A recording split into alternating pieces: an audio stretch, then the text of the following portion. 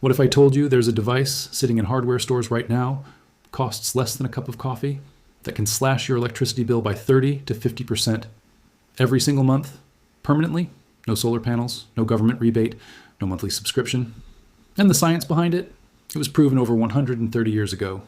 So why has nobody told you about it? Because the people collecting $3 trillion a year from your power bill are counting on you never finding out.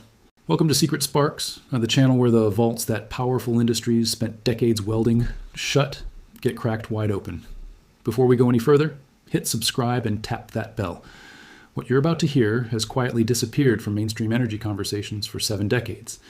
And the only way this knowledge keeps spreading is if you help it move. Now, let's go back to where this story truly begins. The year is 1887.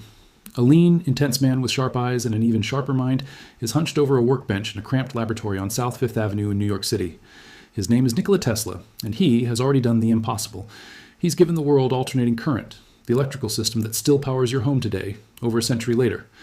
But Tesla isn't celebrating. He's furious, because he's noticed something that every other engineer around him is choosing to ignore, something invisible, something being silently stolen from every person paying an electricity bill. Tesla called it reactive power. Here's what that means. And stay with me, because this is the moment everything clicks. When alternating current flows through your home, it oscillates back and forth 60 times every second in North America, 50 times across most of Europe. Every appliance you own pulls current from that oscillating wave, but not all appliances pull the same way. Your toaster, your oven, your incandescent bulb, these are what engineers call resistive loads. They pull current perfectly in sync with the voltage wave, peak for peak. Every amp they draw gets converted entirely into heat or light. Nothing is wasted. The utility loves these devices. You pay for exactly what you use. But then there's the other category. Your refrigerator, your air conditioner, your washing machine, your ceiling fans, your microwave. Every device in your home that uses a motor or a coil to do its work, these are inductive loads, and they do something deeply problematic. They pull the current wave out of alignment with the voltage wave.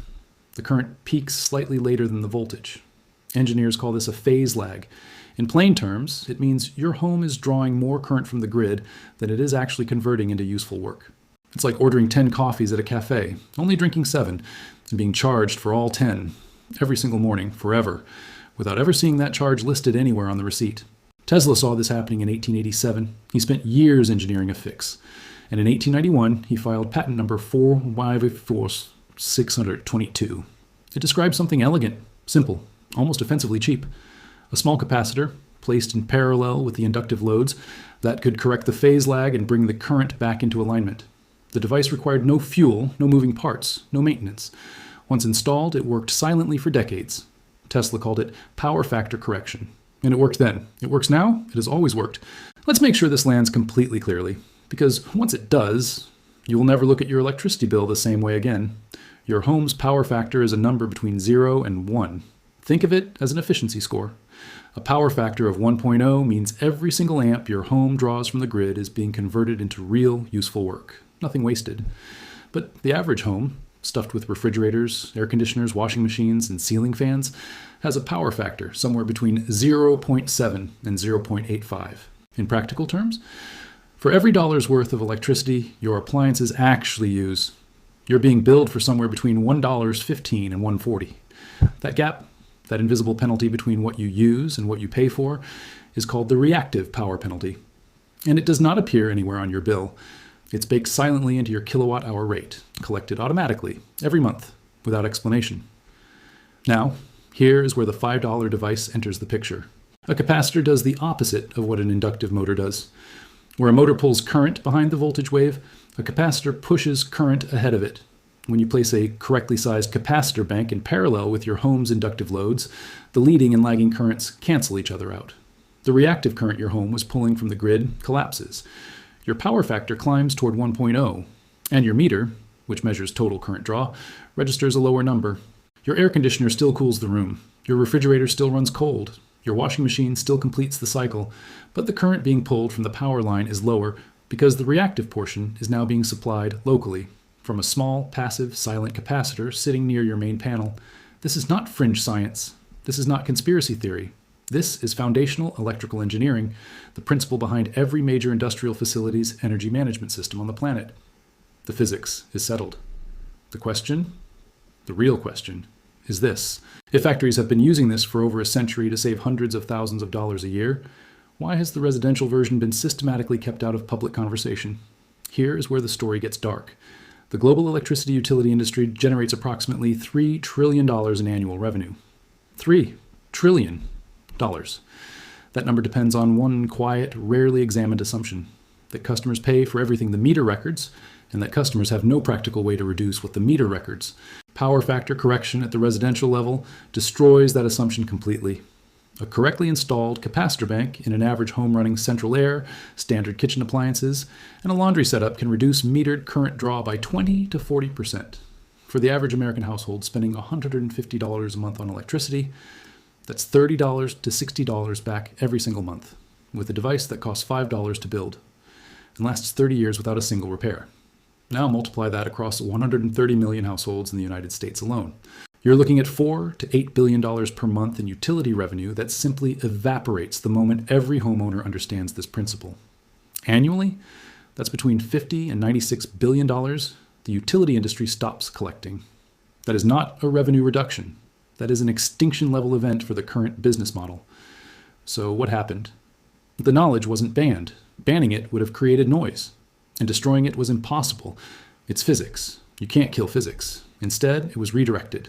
Industrial customers, factories, warehouses, commercial facilities, were actively encouraged, and in many cases required by regulators to install power factor correction equipment. The savings at industrial scale are simply too large, too measurable, too visible to obscure. A factory running hundreds of motors saves hundreds of thousands of dollars annually. The numbers are too big to hide. But for residential customers, a different story was constructed. Homeowners were told that power factor correction offers no measurable benefit at the household scale, that residential meters don't respond to reactive power, that the savings are negligible, that products claiming to cut electricity bills are scams. And here's the clever part. Some of that framing contained a kernel of truth. There are cheaply made, exaggerated products sold online that genuinely do not work as advertised. And the industry leaned on those cases hard, using them to paint the entire underlying principle with the same brush. They didn't need to lie about the physics. They only needed to make the conversation confusing enough that most people walked away before understanding it. The 1978 Public Utilities Regulatory Policies Act quietly removed residential power factor, reporting from standard utility billing disclosure requirements. Your bill shows kilowatt hours, not kilovolt amperes, not reactive power, just kilowatt hours, a number carefully selected to keep the reactive penalty completely invisible. The knowledge didn't disappear, it just stopped being easy to find. But some people didn't wait for corporate permission. In DIY electrical communities across Europe, where residential electricity prices rank among the highest on Earth, homeowners have been building and installing capacitor correction banks for decades. German engineering forums from the early internet era document installations showing measured savings between 25 and 40% on monthly bills. In 2009, electrical engineering students at the University of Queensland in Australia conducted a controlled experiment on 2 identical residential units. One was fitted with a passive capacitor correction bank. The other was left unmodified. Over 6 months, the corrected unit showed a 31% reduction in metered current. The study was published in a peer-reviewed journal. It was cited by exactly 0 commercial energy efficiency product manufacturers. In rural communities across Southeast Asia, the Philippines, Thailand, Vietnam, locally built capacitor correction units are standard practice. The knowledge passes between electricians the way blacksmith techniques pass between craftsmen in medieval workshops, directly, person to person, without waiting for a corporation to validate it. And in 2017, a retired electrical engineer in rural Ohio documented his own installation on a DIY home improvement forum. His home ran central air, a heat pump water heater, a chest freezer, a well pump, and standard appliances. He sourced run capacitors from an HVAC supply company, assembled a simple parallel bank, installed it at his main panel. His next 12 months of utility bills showed an average reduction of 33% compared to the same period the previous year. His total investment? 480 in capacitors and approximately 2 hours of his time. He posted the utility bill comparisons, wiring diagrams, and load calculations online. The thread accumulated over 40,000 views. Then the forum hosting it went offline. No major media outlet covered it. No energy efficiency organization amplified it. It existed. And then it quietly stopped being easy to find. Here's exactly what to do. And I want to be direct with you before we begin. Everything described here involves your home's electrical system. If you are not comfortable working near your main panel, have a licensed electrician perform the installation. The device itself is completely passive and safe once installed correctly. The installation process requires appropriate caution and respect for live circuits. With that said, here is how this works. First, assess your inductive loads. Walk through your home and list every motor-driven appliance you run regularly: central air conditioner, refrigerator, washing machine, dishwasher, ceiling fans, well pump if you have one. These are your reactive power sources. The more of these running simultaneously, the greater your reactive penalty, and the greater your potential savings. Second, purchase the right capacitors. You want run capacitors, not start capacitors. The distinction is critical. Run capacitors are rated for continuous operation. Start capacitors are designed for brief, high current bursts only, and will fail quickly if used this way. For a typical American home, you'll want capacitors in the range of 15 to 40 microfarads, rated for 400 volts or higher. Any HVAC supply company carries them. You can source them online for between $1 and $3 per unit. A correction bank for an average home requires 2 to 4 capacitors connected in parallel. Total material cost, $3 to $5. Third, connect the capacitors in parallel at your main panel. Each capacitor connects between one hot leg and neutral. The capacitors are entirely passive. They draw no power. They store and release reactive current locally, supplying the reactive demand of your inductive loads before that demand ever reaches the grid meter. Fourth, measure your results. Photograph your utility meter before installation. Compare your monthly bills over 3 to 6 months. The reduction in metered consumption is real, measurable, and consistent. Total cost, $3 to $5 in materials. Total installation time, 90 minutes to 2 hours. Effective lifespan, 20 to 30 years. Zero maintenance required. For those living off-grid or in RVs, the same principle applies at 12-volt scale. Small film capacitors reduce reactive demand on battery banks, extending effective battery life and reducing charging cycles. The physics is identical, only the voltage scale changes. Now, in the spirit of full transparency, let's talk about what this won't do. If your home runs almost entirely on resistive loads, electric baseboard heaters, a basic oven, mostly LED lighting, your power factor is already close to 1.0, and you'll see minimal gains. This device delivers the strongest results in homes with significant motor-driven appliance loads, central air conditioning, well pumps, chest freezers, heat pump systems. Results also vary depending on how your specific utility meters reactive power. Most older residential meters do measure total current, including the reactive portion.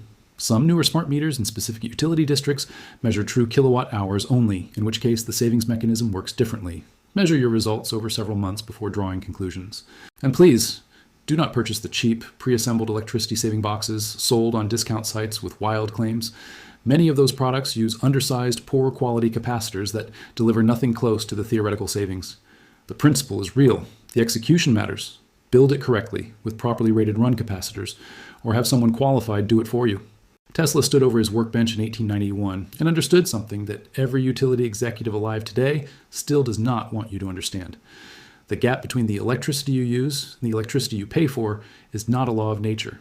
It is a mechanical arrangement, designed by people, maintained by people, and changeable by anyone who understands the physics well enough to step outside of it. Every home with a refrigerator is paying a reactive power penalty right now. Every apartment with an air conditioner, every house with a washing machine, a ceiling fan, a well pump, a chest freezer, paying a penalty that is invisible on the bill, priced into the kilowatt hour rate, collected silently, automatically, and permanently, or it was, until someone remembered what Tesla proved 130 years ago. The knowledge never disappeared. It was waiting in a patent filed in Lower Manhattan during the age of gaslight. It was waiting in a declassified Army Corps of Engineers field manual. It was waiting in the utility bills of a retired engineer in Ohio. It was waiting in the hands of electricians in Manila and Rotterdam who never needed a corporate energy company to hand them permission to use basic physics. $3 trillion in annual utility revenue. Depends on you never opening this particular vault. The vault is open now. If this video changed how you see the meter on the side of your house, subscribe to Secret Sparks. Share this with one person who's been complaining about their electricity bill. Drop a comment below. Tell me how much your household spends on power each month. I read every single one. Because every share of this video is a crack in a wall they spent decades building, and cracks have a way of spreading.